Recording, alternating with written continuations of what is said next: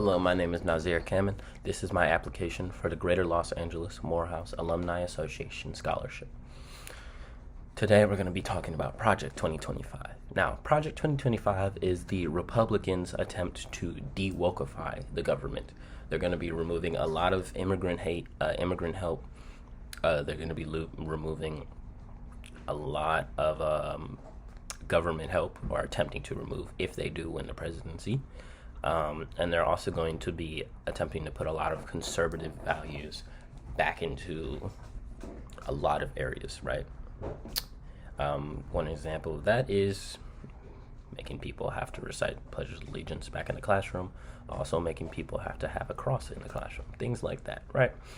Now, I think the second one is infringing upon unconstitutional, but we can't argue against it yet because it hasn't happened. Oh, yes, we can. We have court dates and stuff. Anyways.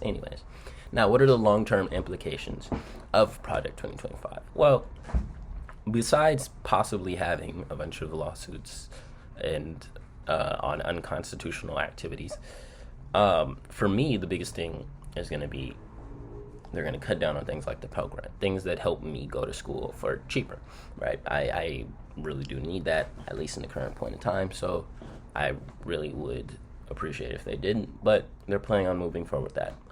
Many federal grants, they're going to attempt to cut down for quote-unquote lower the costs and the debt that the government has, right? And I think that kind of sucks because there are a lot of people who don't get the opportunity to go to college already, and by removing things like the Pell Grant, you're going to just cut down the people even more who are extremely intelligent, maybe messed up once or twice, and now get to completely miss out on this opportunity. And now we're basically forcing them to go a certain route in life, right? In your response, demonstrate your awareness of the importance of setting goals and a sense of commitment to enter Morehouse College and attain a Morehouse College degree. Look, man, I am the oldest in my family group. I have two little brothers, a 3-year-old, and one's going to be born in September of this year. So I already have plenty of motivation. The goals that I set aren't just for myself, they're for my family, they're for my children, they're for my little brothers, they're for my little cousins, right? I have a bunch of cousins in high school who I'm very close with. So I'm not just setting an example, and I'm not just doing things for myself, I'm doing things for 10 kids, right? 10 men, 10 to become men back home. So my goals have to be very challenging, right? And they also have to be achieved, right? No matter what, no matter the cost, no matter the sacrifice.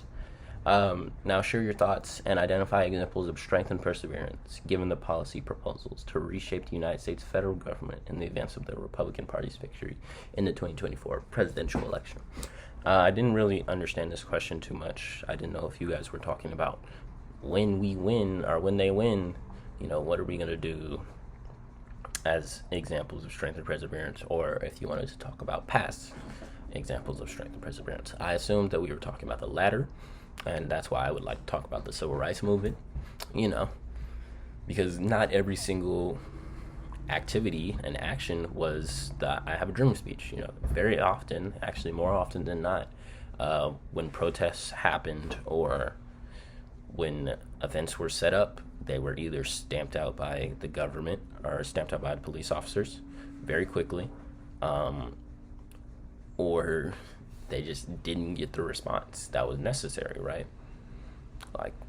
It would be 3-4 times before people actually took notice and cared about what is happening. And that's perseverance in itself, because each time they went out, they were bruised, they were hurt, they were mentally shamed, all things of this nature, right? So that's an example of perseverance right there. And being able to go out there 4 or 5 times knowing that these people really don't like you, really hate you, really want to hurt you, and being able to be like, no, because I have a larger goal in mind, and they continue to push through all of that is examples that we need to look back to for years and years, right?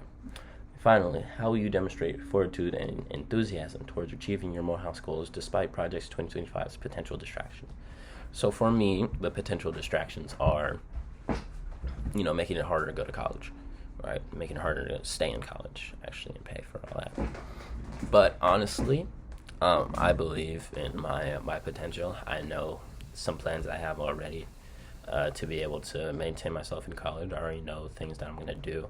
I don't believe that Project 2025's distractions are going to be enough to derail me. And I believe that I'm going to have a strong system around me, strong group of friends, strong people at the school who are going to be able to keep me on track even if I do happen to float off a little bit, right? I'm still going to have my mother here, and I know she's going to call me once a week and be like, hey, lock in. I don't care if you're doing good, do great, right? So, that's what I'm ready for, right? Now, I will be the most independent, or almost the most independent I've ever been in my life.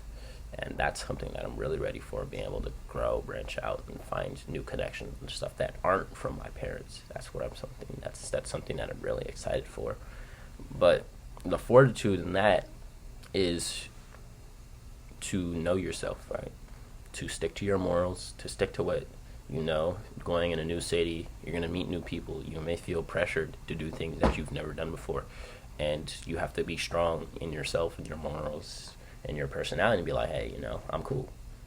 That's not something I want to do. That's not something I enjoy doing, and just know that no matter their reaction, you've done what's best for yourself, right? So that's my personal response to that. Thank you for listening. Once again, my name is Nazir Kamen, and thank you for my time.